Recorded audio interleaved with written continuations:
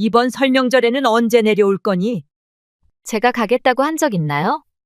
매년 왔으니까 올해도 당연히 오는 줄 알았는데 오지 못할 사정이라도 있니? 딱히 일이 있어서 못 가는 건 아니고요.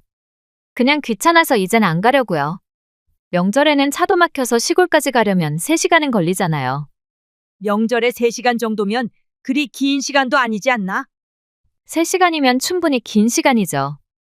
몇 시간이 걸리는 게 중요한 게 아니라 전 밀리는 차 안에 있는 게 갑갑하고 스트레스 받아서 절대 가고 싶지 않아요. 그래, 그럴 수도 있지. 거기다 어머니네 집은 너무 오래되고 낡아서 춥고 눈 내리면 밖에 나가지도 못하잖아요. 다신 그런 곳에 가서 고생하고 싶지 않으니까 앞으로는 저희 기다리지 마세요. 그래, 알겠다. 그럼 딸내랑 명절 쉬도록 할게. 아가씨네는 올해도 친정에 가나 봐요? 제주도에서 비행기 타고 매년 오는 게 쉽지 않을 텐데. 경제력 하나는 정말 부럽네요. 출가 외인인데 여름에 한 번, 겨울에 한 번. 바다 건너 매년 2번씩 오는 걸 보면 신기해요. 그게 다 뜯어먹을 게 있어서겠죠? 뜯어먹을 거라니? 명절 때마다 어머니 비싸고 맛있는 거 잔뜩 준비해놓고 기다리시잖아요. 올해도 좋은 거 많이 준비하셨겠죠? 별거 없고 그냥 평소에 먹는 것들이야. 한우랑 대게랑 랍스터가 별거 아니에요? 어쩌다 보는 자식들한테 맛있는 걸 먹이고 싶은 건 인지상정이잖니. 그럼 우리도 자식이니까 우리 집에도 보내주세요. 택배로 보내달란 말이야? 아가씨네는 맛있는 거 얻어먹는데 우린 못 먹으면 억울하잖아요. 어머니 아들이랑 손주가 대게라고 하면 환장하는 거 아시죠? 자식들이 만나게 먹는 걸 상상하면 택배 보내는 귀차니즘은 아무것도 아니죠. 그렇게까지 말하는데 어떻게 안 보내주니? 명절 장 본 거 일부 덜어서 택배로 보내줄게. 정말요? 감사해요, 어머니. 이왕 보내는 김에 택배는 선불로 보내주시는 거 잊지 마시고요. 외벌이로 아들 키우다 보니까 한 푼이 아쉬운 거 있죠? 학원비도 자꾸 오르지, 물가도 아침에 일어나 보면 올라있지. 월급 조금 받아서 먹고 살기 정말 힘드네요.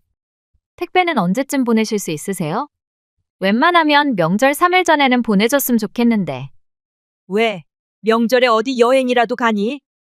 명절에 무슨 여행이에요? 명절엔 부모 형제랑 같이 보내는 게 정석이죠. 아까는 안 오겠다고 하지 않았어? 어머니 댁에 안 간다고 했지. 친정에도 안 간단 말은 안 했잖아요. 이제부터 설명절은 친정에서 보내기로 했어요. 아시다시피 전 오빠가 둘이라 올케도 둘이잖아요. 친정에 가서 올케들한테 시집살이 시키는 재미도 쏠쏠하거든요. 시집살이 시키겠다니 그것도 손이 올케들한테. 손이 손아래가 중요한 게 아니라 우리나라 정서로 보면 시자 들어간 사람 지위가 더 높죠. 어머니가 명절 음식을 보내주시면 그걸 친정에 가지고 가서 올케들한테 자랑하고 기를 눌러줄 생각이에요. 올케들은 둘 다 친정이 거지 같아서 한우랑 대게 같은 건 꿈도 못 꿀게 뻔하니까요. 요즘 세상에 돈이 없어서 한우랑 대게 못 먹는 사람이 몇이나 되니? 평소에는 몰라도 명절에는 웬만하면 다들 풍요롭게 보내지 않을까? 그리고 올케들한테 너무 그러지 마. 우리 집에서는 너도 올케 입장인데 우리 딸한테 시집살이 당하면 기분이 좋겠니? 저랑 우리 올케들은 다르죠. 전 친정이 못 살지도 않은데 시자들한테 무시당할 이유 없죠. 친정이 못 사는 건 아니지만 또 그리 넉넉한 것도 아니잖니. 어머니, 지금 은근슬쩍 제 친정을 디스하시는 거예요? 그게 아니라 너무 시짜짓 하지 말라고 조언하는 거야. 알겠으니까 그만하세요. 사실 이번 명절에 니들이 다 모이면 상의하고 싶은 일이 있었는데 니들이 오지 않겠다고 하니까 나중에 다시 말해야겠네. 무슨 일인데요? 우리 집이 오래돼서 외벽도 많이 낡았고 지붕도 불안하다고 말한 적 있잖니. 올여름에 태풍이 온 후부터 상태가 더 안 좋아져서 걱정이야. 이번 겨울에 눈이 많이 내리면 어떻게 될지 몰라서 수리도 생각해 봤는데 집 전체를 수리하자면 꽤 큰 돈이 들 테고 내가 얼마나 살지도 모르는데 굳이 수리를 해야겠는지도 잘 모르겠어서 고민이야. 그럼 아예 파시던지요. 집을 팔 생각은 나도 해봤는데 그럼 또 내가 살 곳이 없어지잖니. 아, 설마 저희 집에 와서 사시겠다는 뜻은 아니죠? 니들한테 민폐 끼칠 생각은 없어. 그럼 됐어요. 괜히 깜짝 놀랐잖아요. 장남집에서 살겠다고 하면 거절하지도 못하고 골치 아프잖아요. 그러니까 그러고 싶지 않아서 다 같이 의논하려고 했지. 일단 이번에 딸내가 오면 말해볼 거니까. 너도 우리 아들이랑 한번 상의해봐. 바쁜 건 아니니까 내년 여름에 딸내가 오면 그때 결정하지 뭐. 저희는 여름에도 시골에 갈 생각 없는데요. 여름에는 춥지도 않는데 안 오겠다고? 앞으로 여름 휴가에는 친정 식구랑 계곡에 놀러 가기로 했거든요. 며느리들 뒀다 뭐해요? 올케들은 휴가 때 여행 가서 부려먹어야 제맛이죠. 무슨 말을 그렇게 천박하게 하니? 며느리도 다 남의 집 귀한 딸인데 어떻게 그런 못된 생각을 할 수 있어?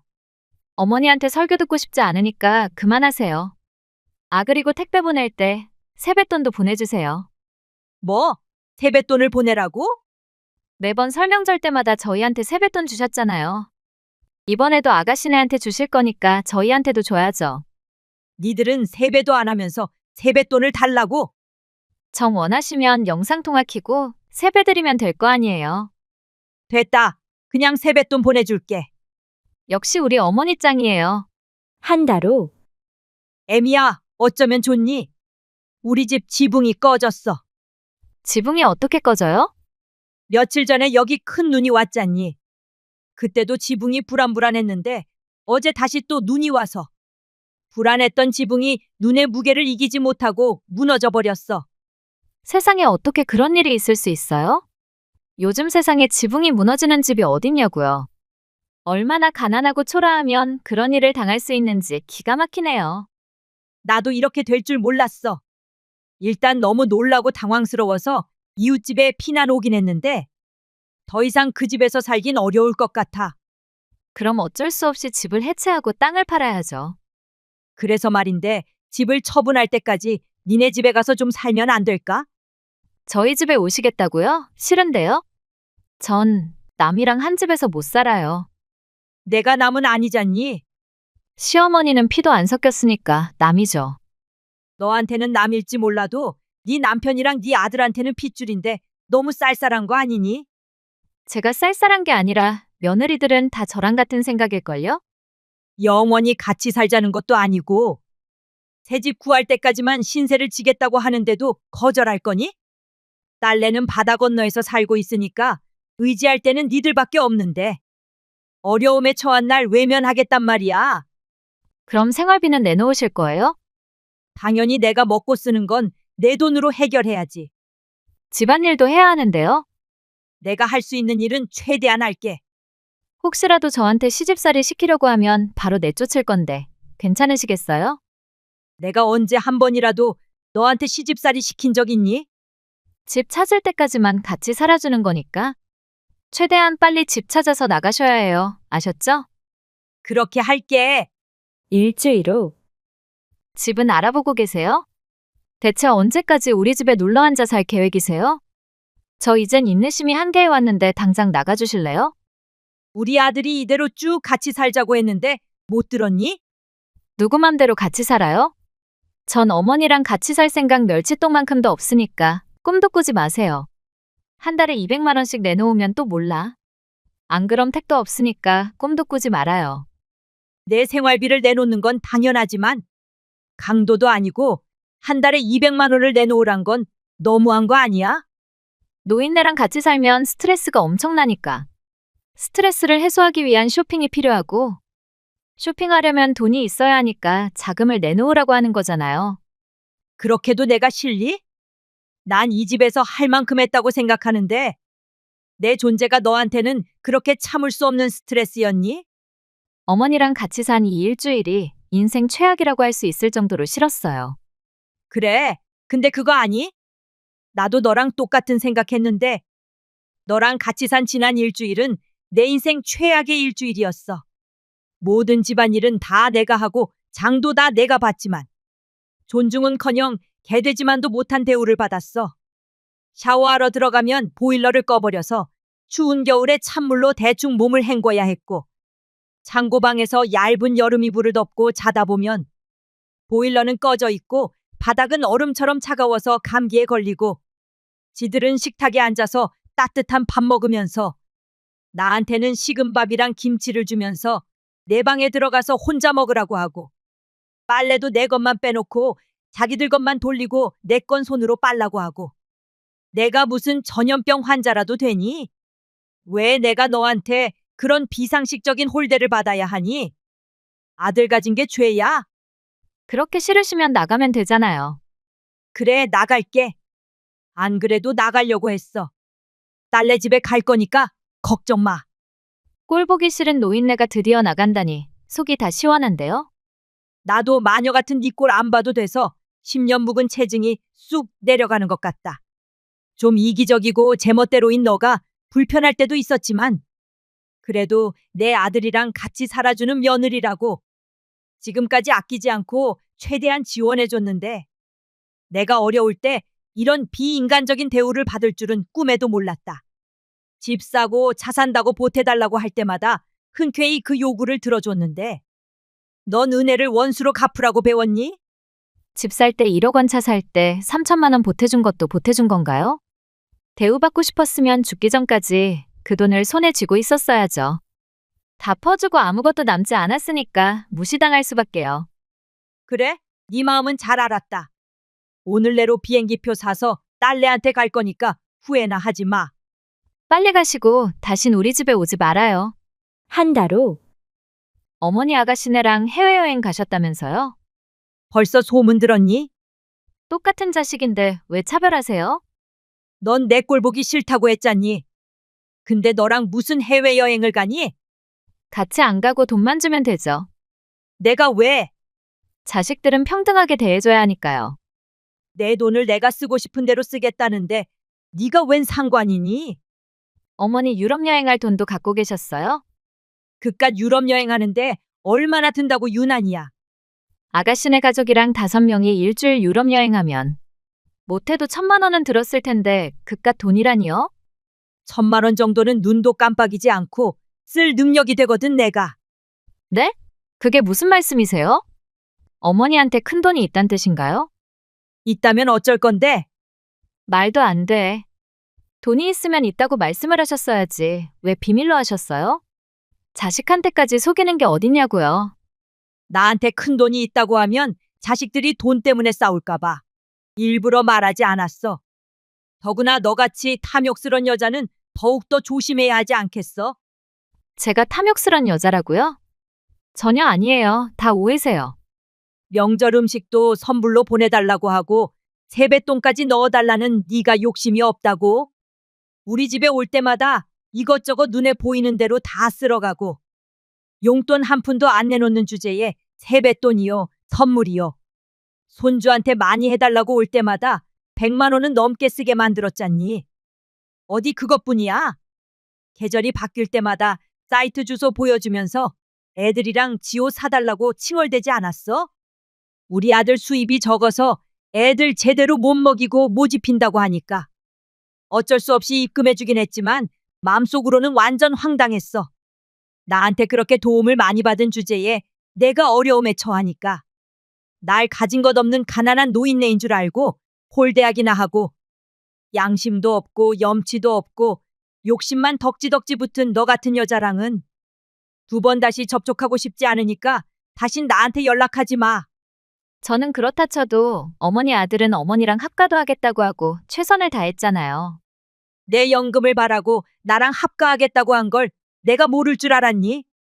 나랑 합가하면 시골집이랑 땅 판 돈을 장남인지가 독차지할 수 있으니까. 합가도 나쁘지 않다고 너한테 말하는 거 다 들었어. 근데도 넌 어차피 땅 팔고 집 한 돈 다 얻을 거라고 합가는 절대 싫다고 했지? 제가 틀린 말 한 건 아니잖아요. 딸은 출가회인이고 딸네 애들은 다 남의 집 성을 쓰는데 아가씨네한테 재산을 물려준다는 게 말이나 돼요? 조상대대로 물려온 재산은 누가 뭐래도 장손인 우리 아들 몫이죠. 나이도 젊은 게 고리타분하긴. 난 너같이 꽉 막힌 사람이 아니라 아들, 딸 그런 거 안 따진다. 딸도 내 배 아파서 낳은 내 자식인데 출가 외인이 웬 말이니. 사위가 오히려 아들보다 더 나아. 사위는 네 시아버지가 돌아가셨을 때부터 날 모시겠다고 했고 이번에 니들한테 당한 일을 다 말했더니 당장 제주도로 오라고 한 듬직한 아이야.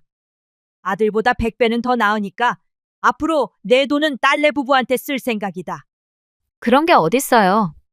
장남 부부가 두 눈번이 뜨고 있는데 딸내한테 다 주는 게 어딨어요.